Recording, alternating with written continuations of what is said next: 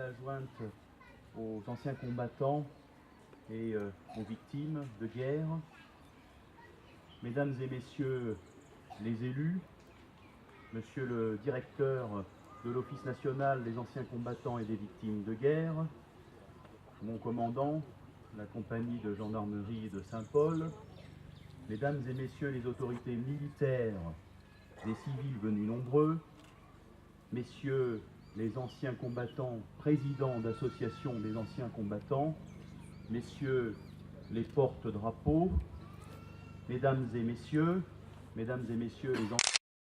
les directeurs des écoles de musique ou des écoles qui ont contribué à animer par votre présence nombreuse cette manifestation.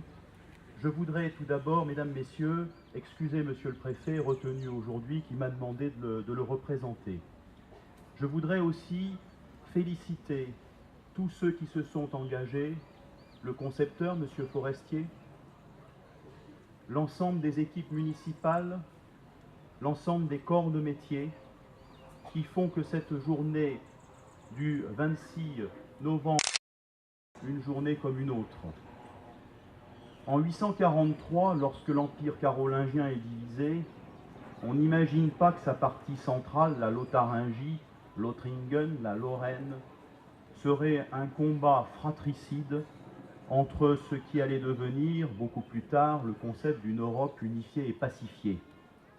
On n'imaginait pas non plus que Verdun serait le théâtre de ce qui fut encore aujourd'hui l'une des boucheries et le symbole de l'absurdité d'un combat de 10 mois dont, si on totalise les mutilés, les blessés et les décédés, les personnes disparues de part et d'autre, c'est comme si sur notre île réunionnaise aujourd'hui, on rayait 7 habitants sur 8.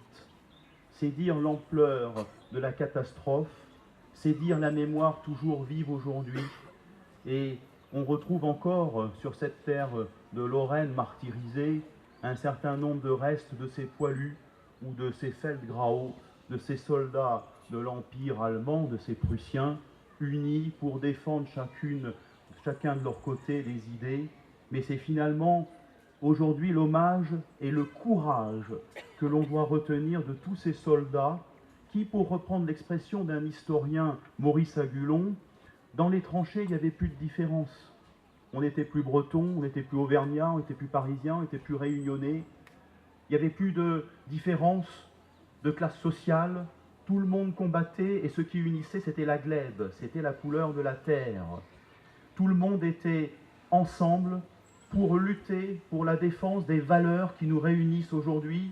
Et vous l'avez fort bien rappelé, monsieur le maire, ces valeurs qui sont toujours en danger, parce qu'il y a toujours des extrémismes, il y a toujours des tentations de repli sur soi.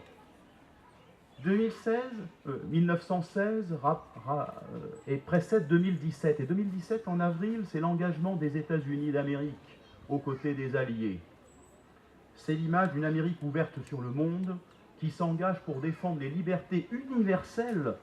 N'oublions pas que la France, dans sa diversité, et les États-Unis, sont sans doute les deux grandes nations qui sont les plus ouvertes sur l'extérieur et qui ont promu les valeurs qui nous rassemblent aujourd'hui, de liberté, d'égalité, fraternité, et j'ajoute de courage pour porter haut les valeurs qui permettent, vous l'avez fort bien dit, le bien vivre ensemble de cette réunion, de notre réunion qui est remarquable de ce point de vue.